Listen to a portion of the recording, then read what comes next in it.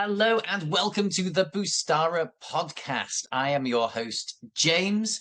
The Boostara podcast is a podcast where we meet leaders in business and in education and uncover truths and insights from their amazing experiences.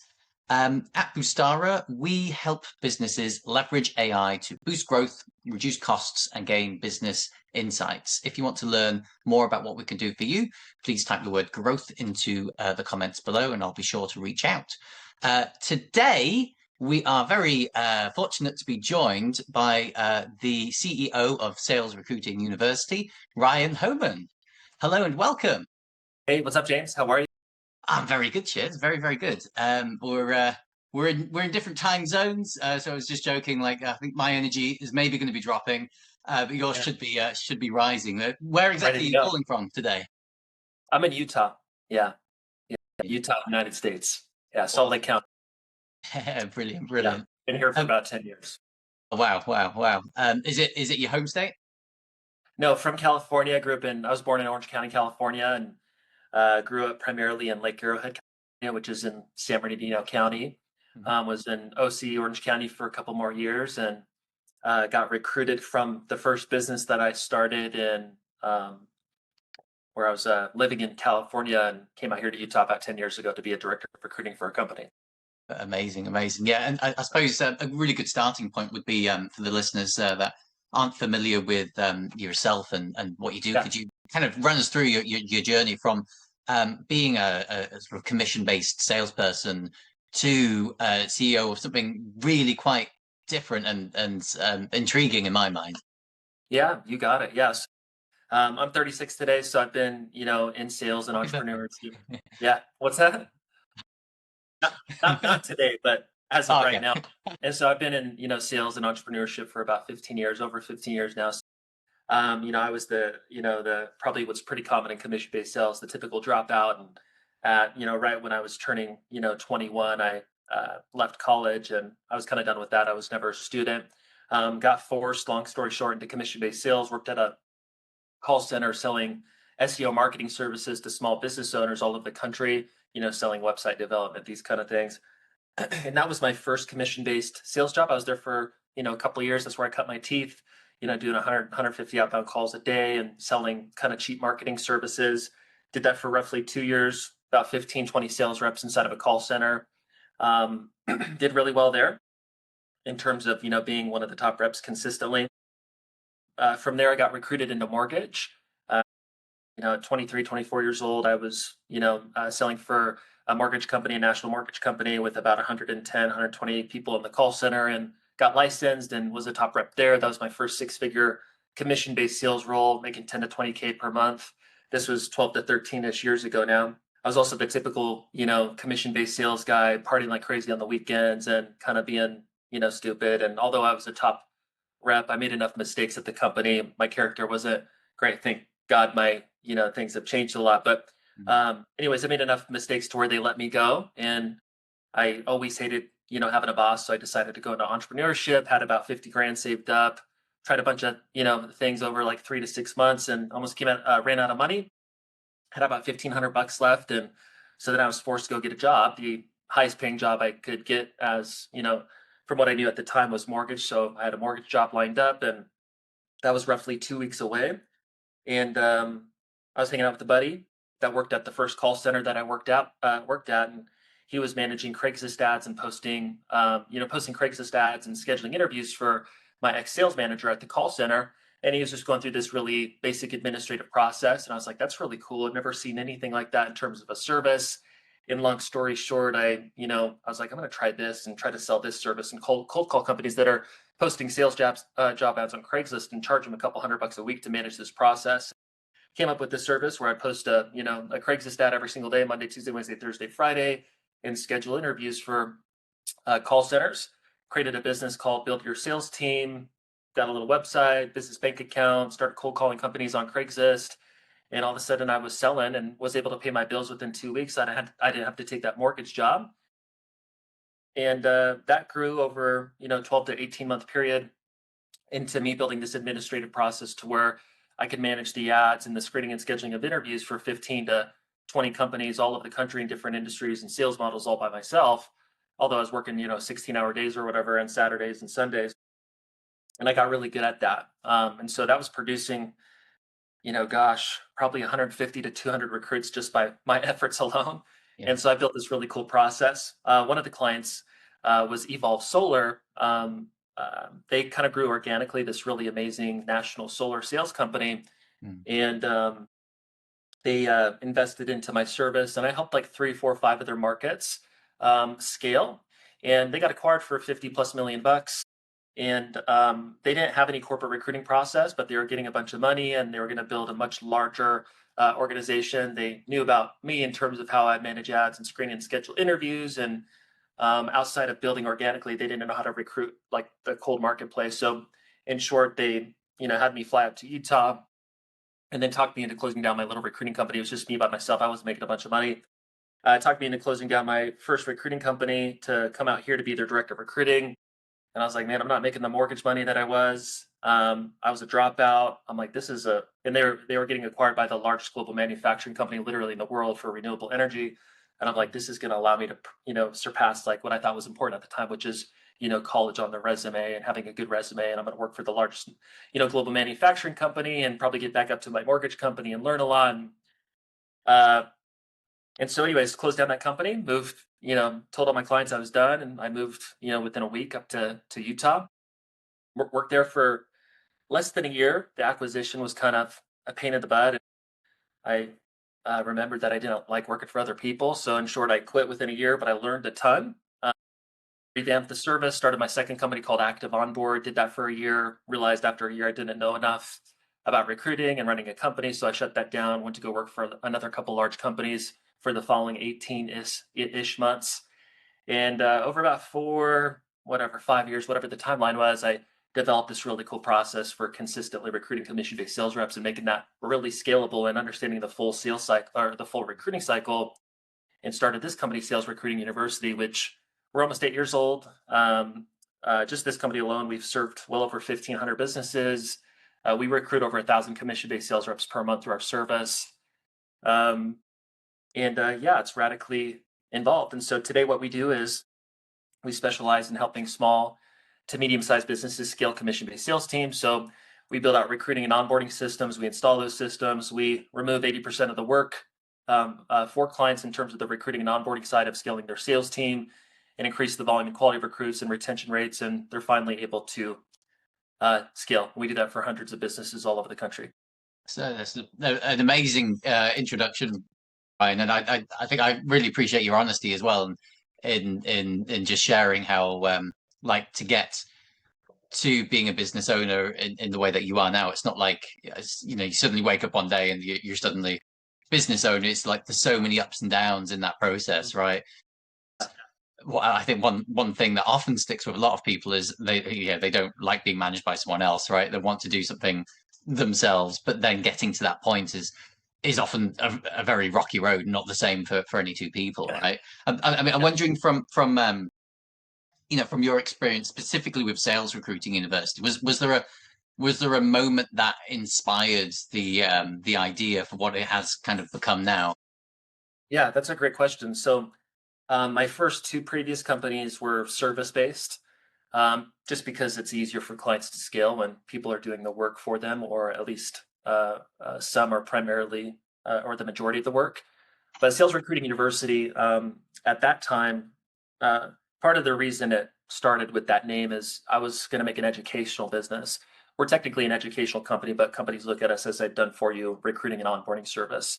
And there's an education aspect of that that's really important, although that's not what clients are thinking of at the beginning. They just want the bodies and the revenue.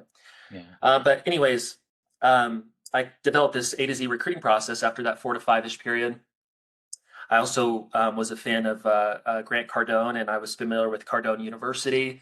And I'm like, I'm going to do what he did, but with what I've learned, and I'm going to just teach people this process and make a ton of money scaling courses and coaching or whatever my thought was, right? The whole ClickFunnels idea that I kind of dove into the Russell Brunson stuff. And so that's why I came up with Sales Recruiting University at the time, because I was going to make it primarily education based. But within 3 to 6 months, the marketplace was like, we don't want to do this. We want as much done for us, or all of it as much as possible. And so it transitioned to what it should be, which is, more of a service-based business. Anyways, that's where the name came from.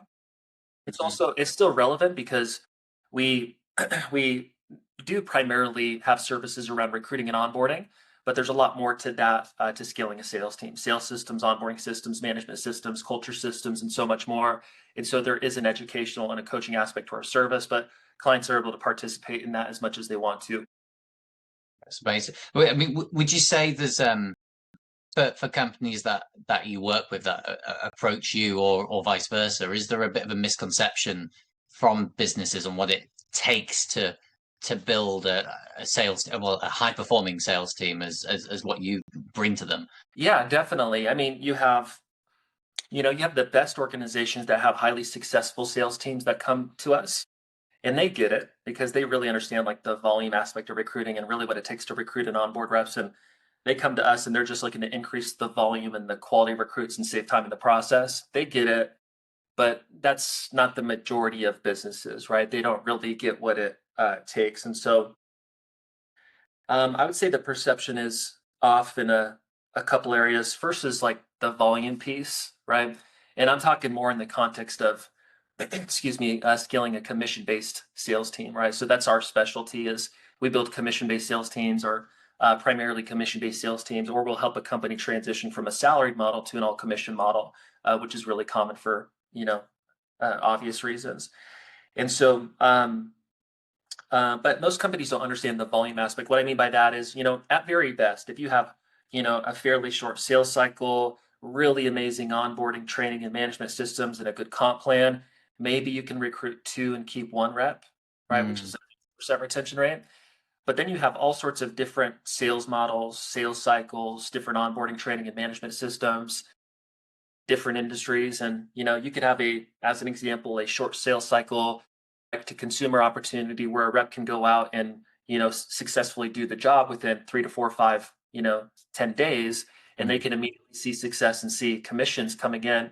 But on the very other end of the spectrum, maybe you have a long sales cycle, very technical B2B sales opportunity that maybe takes 3 to 6 months to start seeing success. And, because of the nature of the beast, especially in a commission-based sales model, you're not going to make a ton of money quickly.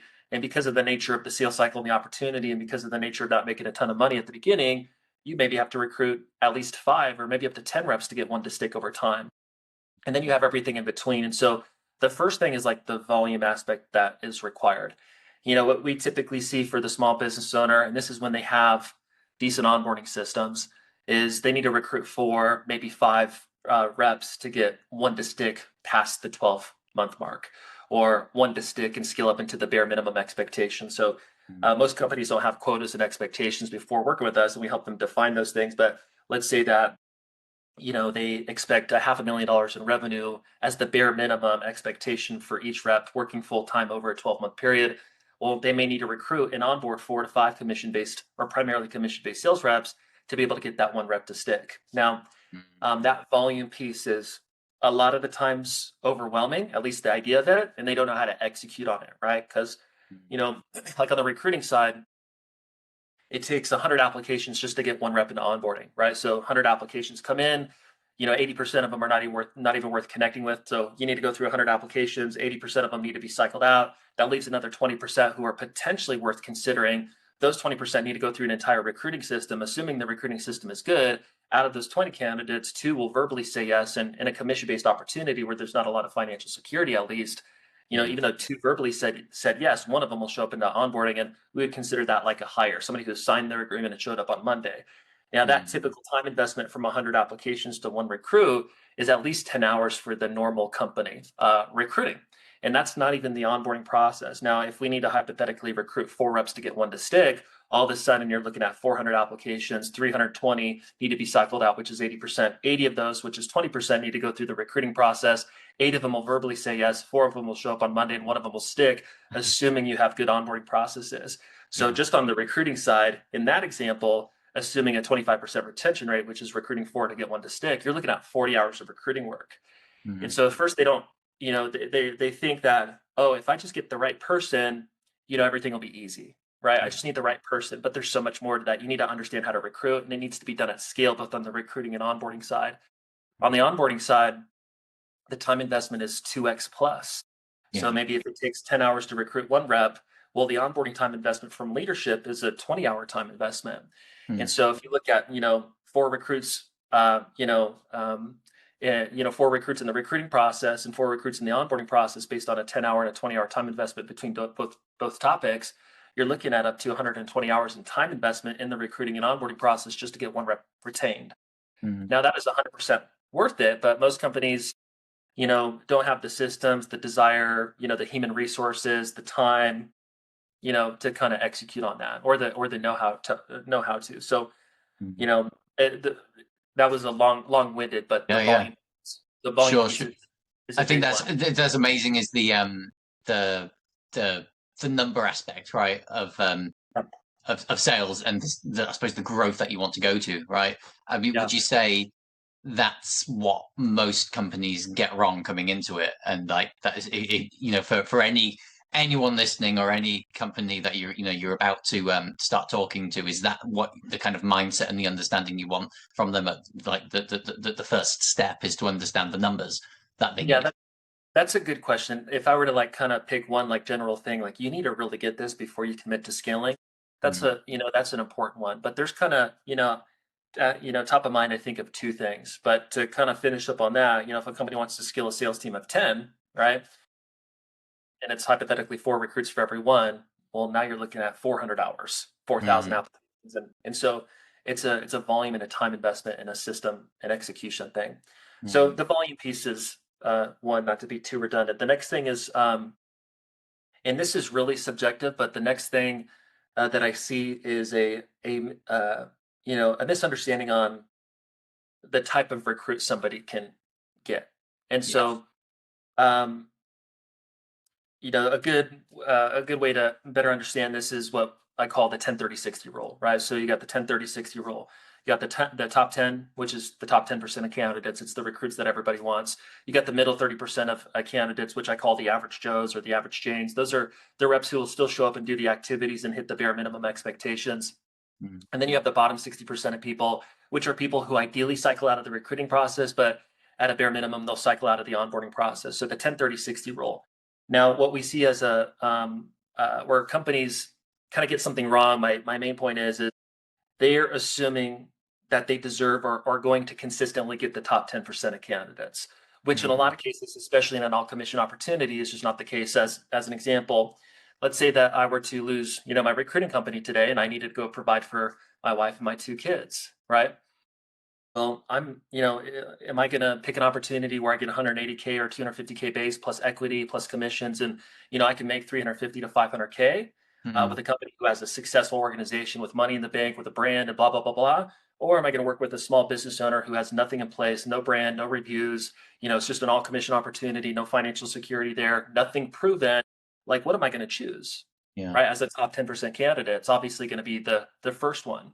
And Mm. so there's radical differences in between sales opportunities, and that's a really big difference. But those kind of differences exist within every opportunity.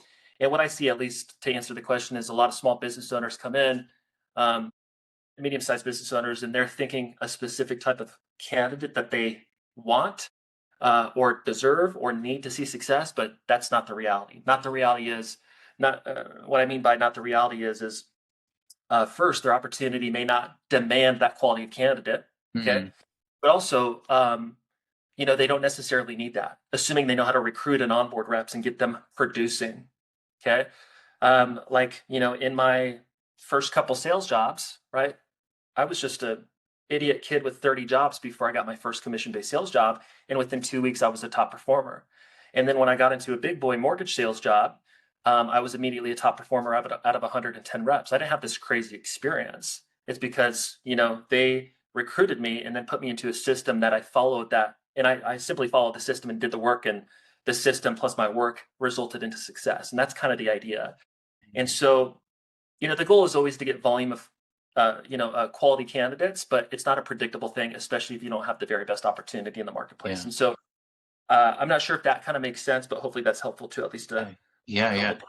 Yeah. Absolutely, absolutely. And it's interesting coming at it from, because, well, I think the most interesting about yourself and your company is just that marriage of sales and recruitment. You're helping companies fill sales gaps that help ensure growth, right? I guess one kind of interesting direction to maybe ask is, what from putting your sales hat on as a salesperson, what do a lot of companies get wrong with sales, and how do you ensure that's not a problem with them in the way that you recruit your salespeople for them? Yeah. So are you talking about like specifically their sales system or their sales process? Their sales process, their sales system, the basic sales techniques. Yeah, it depends, right? So, you have such a wide variety of businesses. So it could be the small business owner, and the small business owner and maybe, his partner or one to two other reps have been them, it's been them for years and they've been selling. But although they've been there selling for 5 to 10 years or whatever, maybe there's not like an actual system. Like the sales process is not defined in stages. And within each one of those stages, there's not steps that are clear with goals within those steps. And there's not scripting within those stages and steps that's clear, plus objections and FAQs and all the communication layers of the sales process are maybe not outlined. And on top of that, although they may be naturally doing it in their own way and seeing sales success, that's not set up for onboarding and new hire, success. And on top of that, there's typically maybe for at least the small business owner in that example, sales tech that streamlines the entire sales system, which makes it simple to execute outside of the communication layers of the sales process. So, and a lot of times, what I see is there's not even a sales system defined and created, and that's the core of the job, right? Like that is the core thing that you want reps to understand when they come on board is what's the system that produces the sales, and ideally that's proven and that works. And then from there, if that's clear, although there's other nuances, if that's clear, it's really just left up to the rep to do the sales process and execute. Okay. So that's one thing that's missing. If it's a larger organization or maybe a successful organization or a medium-sized company and they have a sales team and they're coming to us, and if I were to kind of pick something that's common in terms of recruiting, onboarding, and retention success in their sales system, it's typically, over training on product and service and or having too many products and services. So as an example, if I'm a performance-based rep and it's like a merchant company who offers financial services or merchant solutions, and they sell credit card processing kind of services to businesses, and they have 4 solutions, and then 7 point of sale systems and a cash advance opportunity, and technically they have 9 products or services that they can sell, and I'm a new rep who already is not going to be making great money for 90 days, and you're trying to teach me on selling 9 things, then there's too much complexity for me to get through my learning curve, and people are just not going to stick, right? So maybe it's a direct to consumer organization who they sell roofing, but they technically can sell like siding and windows and these kind of things, and they're trying to teach reps on selling every little product and service that they offer because the owner technically understands it and they could sell it properly, but they don't really understand that a rep can't learn that quickly enough to see quick enough success and make money to retain with the business. And typically in that example, you look at the revenue and you just look at like, where's the majority of the revenue coming from, right? So if it's the merchant company, typically, hypothetically, if 82% of their revenue is coming from 2 merchant solutions, then it's like, let's not even worry about everything else. Let's just train reps on those 1 to 2 things as they come on board.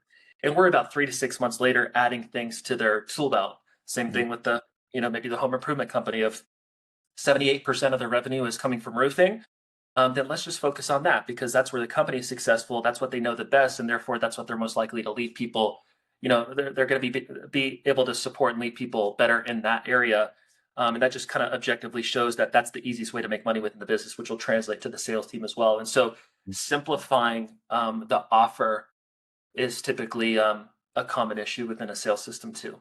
Wow. There's a lot more, but yeah. I mean, from my viewpoint, I mean, correct me if I'm wrong in kind of explaining in this way, but I kind of see like making sure as well that someone sticks, the salespeople that you bring on for them, like stick in the company long term. Part of that is obviously your recruitment of them, your initial training, but then also the process that the company's going through, and there's got to be a good sort of synergy between the two, right? Does that kind of affect the way that your choices in what companies you work with? Are you kind of selective in that way? No, not necessarily. So the way that we work with organizations is we build out the systems custom for their organization for recruiting and onboarding. Mm, And between the system, between our tech, between our team, that eliminates 80%. But mm, really, what the experience like for them is that they have a recruiting department. And our service is ultimately they get me, but for like the cost of an office manager. That's what I've been building for over 10 years, right? But when it comes to like, where the sales system fits into, a rep learning and ideally sticking with the company, right? You have the recruiting process, and we have a process. I'm happy to talk about that process if you feel like that would be helpful. But mm, then in terms of onboarding, which is the topic that you're talking about, the core things that need to happen within onboarding is first, uh, everything within the first at least couple of weeks of onboarding need to be absolutely clear, right? yeah. So everything daily, administratively, training related, sales team related, activity related, role play related, whatever it is that we want reps to do within those first 2 weeks has to be absolutely perfectly clear Monday, Tuesday, Wednesday, Thursday, Friday for the first 2 weeks. So the reps know exactly what they need to execute on daily to be perfectly on track for success. Mm, That's what you would maybe call a new hire checklist, right? That's a good tool for a new hire, and then also for the leader or the owner, whatever the manager, to lead them through that process and to ensure that they're on track for success. Now, that's mm, a simple administrative thing that anybody can put together, but it's the nuances that they're doing every single day that's really important. So, as an example, what we're talking about is learning the sales system. So, what we do for clients is we like to, because onboarding is really difficult, like what we talked about earlier, is it's a 20-hour plus time investment to onboard the average rep, right? yeah. And so nobody has that time. Even for a company that has full-time sales trainers, full-time sales management, like, first off, those leaders get burnt out if they're doing that time. If a company's like really scaling and constantly onboarding reps, they get burnt out, but it's not even necessary, right? There's kind of a couple big time sucks that happen in the onboarding process. First is the informational side of the onboarding process, right? That's learning the sales system. There's other nuances, but primarily that's the learning of the sales system. you know, we don't want companies doing that live, right? And spending 10 to 20 hours live in a week just to repeat the same crap over and over and over again to a Yeah. new group of recruits. So what we do is we help them build out a custom new hire training university, which centralizes that entire system inside of a university where reps can learn through videos, documents, quizzes, and so on and so forth, exactly how to execute on the sales system. So that Mm, 10 to 20 plus hours of informational training gets automated in the form of their own custom new hire training university. That'd be an example of what's on the checklist. So yeah. as an example, if it's a 10 module system, they're going to go through modules 1 and 2 on Monday, 3 and 4 on Tuesday, 5 and 6 on Wednesday, all the way through 10 in week 1, and maybe go through it a couple times in the first 2 weeks for better information retention. And Mm, so there's the informational side of it, but then there's also the practicing of the communication side of the sales system, right? So if you hire me and you go, okay, Ryan, here's our 4-step process for setting appointments, and here's our 8-step process for closing those appointments, and I'm mm, technically learning 2 aspects of the sales job. Well, you want me to learn that so I can execute on it, but also what's really important on top of me doing the work is I need to master the communication side of that pitch, or those processes, setting appointments, closing appointments, the top FAQs and objections. I need to master those things as soon as possible to increase my chances for retention success and bringing money into the company, and both for myself. And that happens through role play and coaching, right? Which is another big time investment. And so what we like to do for clients is we have a platform called a Rep Coach AI. It's not like a visible thing to the public currently. It's only for our recruiting clients. And we set up their new hire training university, but also set up Rep Coach AI, which allows us to take their sales process and stages and steps, scripts, objections, top FAQs, the types of clients that they sell to, and create automated role play and coaching scenarios so the reps through the university can learn the sales system, right, the informational side, but then practice the communication side through mm, automated role playing coaching simulation. And so that's what automates that 20 plus hours per rep in onboarding. Okay. And there's other nuances to that in terms of how you support reps and stuff like that. But, you know, uh, we were talking about the sales system.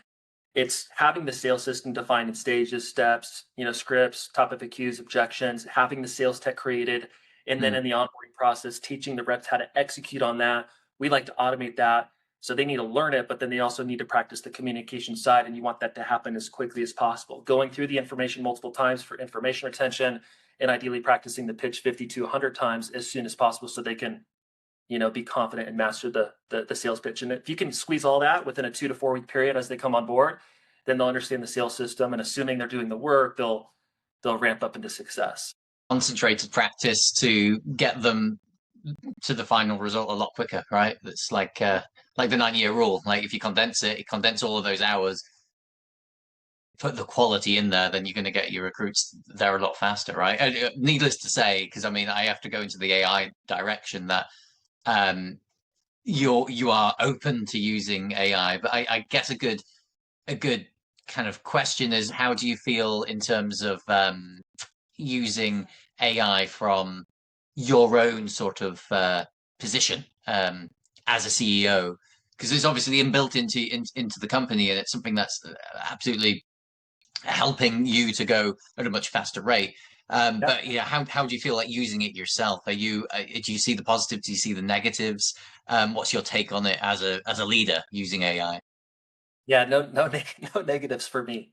I think it's like I'm like I love it. Like I'm like, oh my gosh, I'm like 10 times more valuable than I was a year ago. So the Mm, stuff that I can get done personally, just my own little projects, with like ChatGPT and Grok and these kind of things, as you know, is freaking awesome. So I love that piece because my brain is like 10x now. mm, Um, but in terms of like our service and how we, serve clients, it's great, right? You know, those kind of things, down, kind of trickle down to our team members. So they're more valuable to our clients. But in terms of, like recruiting process, there's things that we're continuing to automate. In terms of creating, as an example, new hire sales training universities, we're able to do more with AI video creation and all sorts of cool stuff there. In terms of automating the role playing coaching aspect of reps ramping up into one of our client sales opportunities, that can now be automated mm. um, in the next 30 days. I'm going to launch something new and take it internally as we scale our internal sales team before I kind of launch it to our client base. But I figured out something really cool. I won't dive into much on this because I got to flush it out still. But I figured out something cool where we can take all of the content within the sales training universities that we create for clients and have a system where reps can um, access 24/7 Q&A support. So as they get through their learning curve in the onboarding process, through Slack and a couple other tools, you can upload all of the content to the back end, and they can ask whatever questions that they have and get perfect answers based on all the systems that they learned in the onboarding process. And they'll have a new hire checklist, the university, the role playing coaching piece, and have 24/7 Q&A support, plus the regular management process, whatever that is for an organization. And Mm. it's all good for me. I love it. So I I, love it. I I think as well, looking at how you're using it, it is using in exactly the right way because a lot of the trends that I tend to see are that owners, CEOs, directors look at it very positively, yet a lot are reluctant to or know exactly how to utilize it, how best to utilize it. And then you've got your typical staff members that are worried about it because they feel like it's going to replace their job, right? And actually, in terms of sales, wondering what you think, but for sales and AI cannot replace the salesperson's job fully, especially when it's higher ticket, value things that you're selling. Um, the best way to utilize it, especially as an owner, is to bring your sales team to have those high leverage conversations, those high value conversations with people, and take away all of the admin tasks. And exactly as you're doing, quicken the pace of learning, right? Yeah. I think that's exactly the right way to be using AI. I guess a kind of closing type question is you kind of touched upon it a little bit. Is where do you go now? What's in the future for yourself and Sales Recruiting University? Yeah. So our plan, over the next couple of years is just to scale a lot. So, specifically because of the tech um, that I've been working on over the last year and some of the AI stuff and some of the specifically recruiting and onboarding technology that we've built out and are in the middle of launching. I'm in the middle of like revamping and improving our service in a radical way. And when we do that, we always kind of do it internally for scaling up our internal sales team. And Mm, so, long story short, I have really big plans over the next couple of years. We've been limited in scale because everything that we do requires a lot of like human effort. But because of AI, because of technology, what we can do is radically different now. And so I'm revamping everything that we do to improve it and to make it 200 to 300 400% better for our clients. And that's going to allow us to scale up our own internal sales team in a totally different way and be able to support the sales that are coming in because we can actually deliver the service for the clients because of tech and AI and all sorts of cool things. And in short, I have a specific plan where we have 100 territories across the U.S.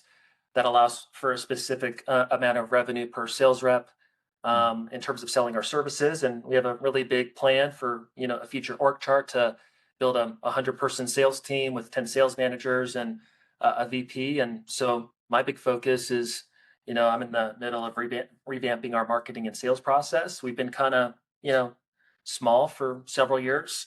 At our peak, we were like 82, 84 people, but we've scaled down because we've gotten more efficient. But I'm going to build a 100-person plus sales force, and so that's going to be really exciting. And I'm excited to get better at the recruiting and onboarding and sales team building process by hands-on experience, and doing more of that, and then having that translate to our client success and their service, and that's what I'm focused on, and I'm pumped. Amazing, absolutely amazing. And I think for anyone watching, they will have gotten the very clear sense that you've got your goals and you're totally, directed and capable of getting to exactly what you want. You can tell that straight away from listening to you. I don't doubt at all. I mean, for any businesses that are in need of big new sales team, that they're growing and they want to get in touch with you, what's the best way to reach you, Ryan? Yeah, so salesrecruitinguniversity.com, and we don't care if a company wants to build a sales team of 2,200, that doesn't matter. When I talk about the numbers that I talked about today, it can be kind of overwhelming even for the small business, but it's all the same stuff, just more or less of the same stuff. So if somebody wants to connect with us, they can go to salesrecruitinguniversity.com, schedule a call, learn more, and we'll be happy to kind of continue the conversation. Amazing. I'll put those details in the comments below for anyone that wants to reach out. Well, thank you so much, Ryan, for joining us today. It's been a fantastic conversation. Yeah, thank you, James. I appreciate it. It's been fun. Brilliant. And thank you everyone for listening.